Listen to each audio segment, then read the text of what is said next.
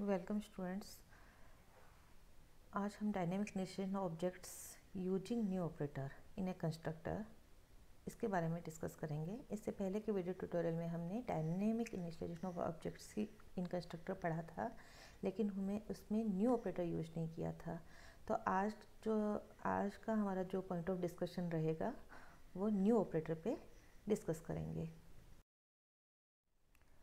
Dynamic initiation of objects, तो हमने last के वीडियो ट्यूटोरियल में हमने ये डिस्कस किया था कि initial value of an object provided during run time using cin cout. Second था the object is initialized by using the value returned by member function during run time. इसके programs हम last के video tutorial में देख चुके हैं, इससे पहले के वीडियो ट्यूटोरियल में।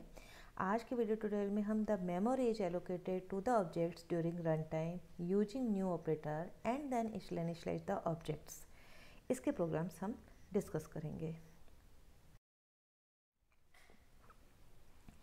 यहाँ पर हमने पहले भी इस प्रोग्राम को बना चुके हैं मल्टीप्लाई का, जिसमें हमने डिफ़ॉल्ट आर्ग्यूमेंट्स यूज किया था या फिर हमने कंस्ट्रक्टर बनाया था। सेम प्रोग्राम है, लेकिन आज हम इसको न्यू ऑपरेटर से कर रहे हैं और न्यू ऑपरेटर के द्वारा ही मेमोरी एलोकेट होगी और देन ऑब्जेक्ट जो है इनिशियलाइज होंगे। ओके, तो यहाँ पर हमने एक क्लास बनाई MUL।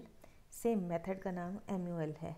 इसके 3 आर्ग्यूमेंट्स हैं, इंटीजर इंटीजर इंटीजर, ठीक है, और वॉइड PRN। अब क्या है कि इसमें हमने डेटा मेंबर फंक्शंस को डिफाइन तो अंदर किया है, इसका प्रोटोटाइप तो आपने क्लास के अंदर दिया है, लेकिन इसकी जो डेफिनेशंस है वो हमने क्लास के आउटसाइड द क्लास दी है। तो जब हम आउटसाइड द क्लास देते हैं तो हम स्कोप रिजोल्यूशन ऑपरेटर को यूज करते हैं।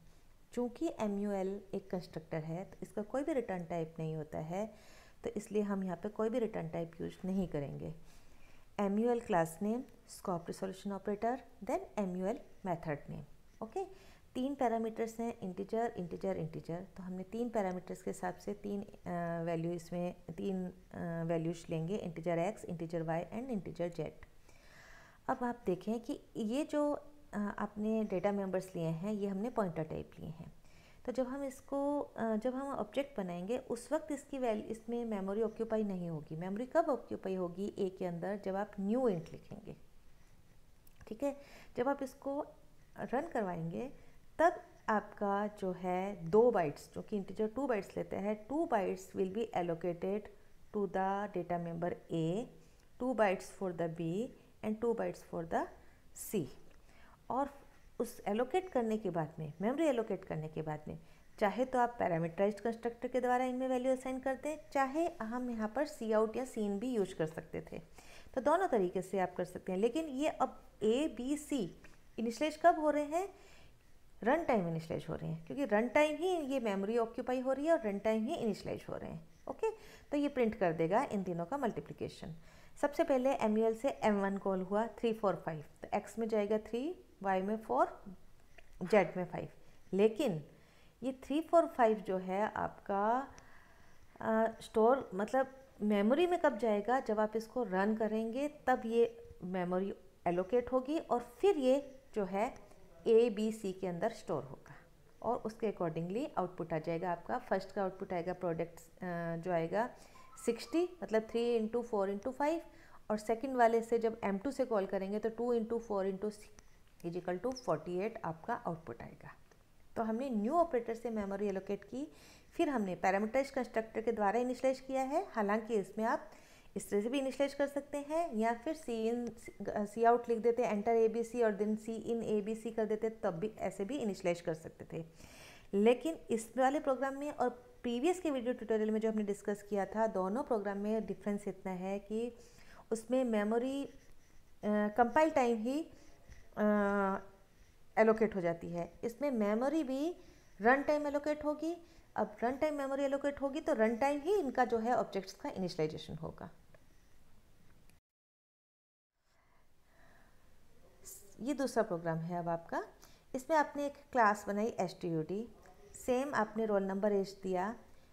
इसमें मैंने थोड़ा सा ये जो प्रोग्राम है आपका कंस्ट्रक्टर ओवरलोडिंग में भी काम आएगा, क्योंकि इसमें मैंने तीनों कंस्ट्रक्टर यूज किए हैं। डिफ़ॉल्ट कंस्ट्रक्टर भी यूज किया है, पैरामीटराइज्ड कंस्ट्रक्टर भी यूज किया है, कॉपी कंस्ट्रक्टर भी यूज किया है, साथ के साथ मैंने न्यू ऑपरेटर भी यूज किया है। तो आपका यदि कोई प्रोग्राम क्वेश्चन आता है कि न्यू ऑपरेटर से आप कैसे यूज करते हैं, कंस्ट्रक्टर के अंदर, तो उसमें भी काम आएगा। तो बहुत सारे जो है पर्पस सॉल्व होंगे आप इस पैटर्न में यदि प्रोग्राम लिखना सीखेंगे तो।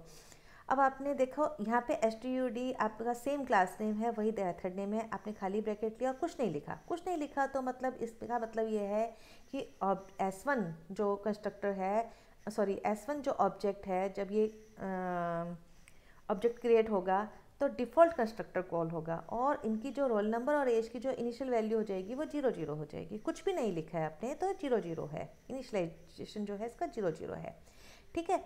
अब आपने जब सेकंड है ये पैरामीटराइज्ड कंस्ट्रक्टर है, इसमें आपने 2 पैरामीटर लिए R1 और AG।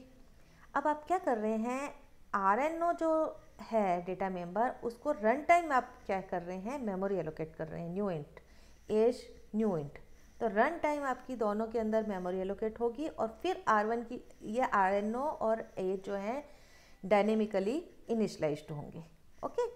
फिर आपने कॉपी कंस्ट्रक्टर यूज किया, इसमें आपने क्या किया कि हम किसी और ऑब्जेक्ट से दूसरे ऑब्जेक्ट को कॉपी करते हुए इनिशलाइज कर रहे हैं लेकिन डायनेमिकली, ओके।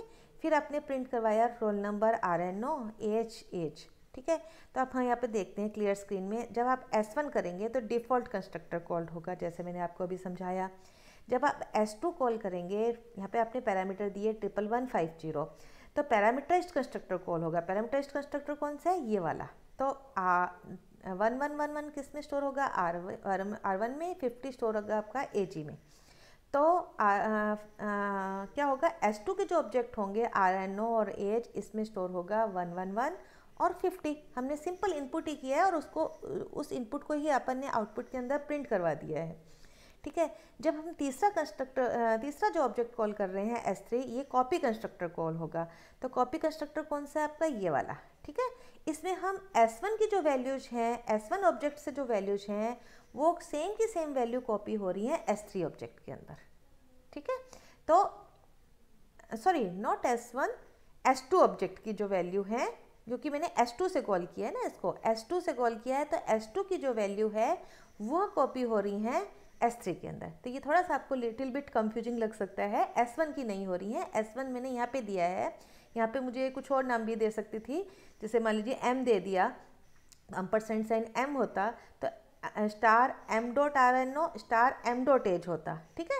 S1 नहीं है, S1 ऑब्जेक्ट नहीं है, एक्चुअल में ये S2 ऑब्जेक्ट की जो वैल्यूज होंगी वो कॉपी होंगी S3 ऑब्जेक्ट के अंदर, ठीक है। तो फर्स्ट कॉपी कंस्ट्रक्टर जब डिफ़ॉल्ट कंस्ट्रक्टर कॉल हुआ तो उससे जो S1.PRN, अब तीनों को प्रिंट करवाया है, S1.PRN, S2.PRN, S3.PRN। तो S1 से जो प्रिंट हुआ वो आपका हुआ रोल नंबर 0080, S2 से जो प्रिंट हुआ वो आपका 111 और 50, और S3 से जो प्रिंट हुआ वो 111 50, क्योंकि जो S2 की वैल्यू है सेम जो कॉपी होंगी वो आपकी S3 ऑब्जेक्ट के अंदर कॉपी होंगे। तो इस तरह से हम न्यू ऑपरेटर के द्वारा कंस्ट्रक्टर में यूज करते हुए डायनेमिकली मेमोरी एलोकेट कर एंड देन इस ऑब्जेक्ट को हम इनिशियलाइज करते हैं। Thank you.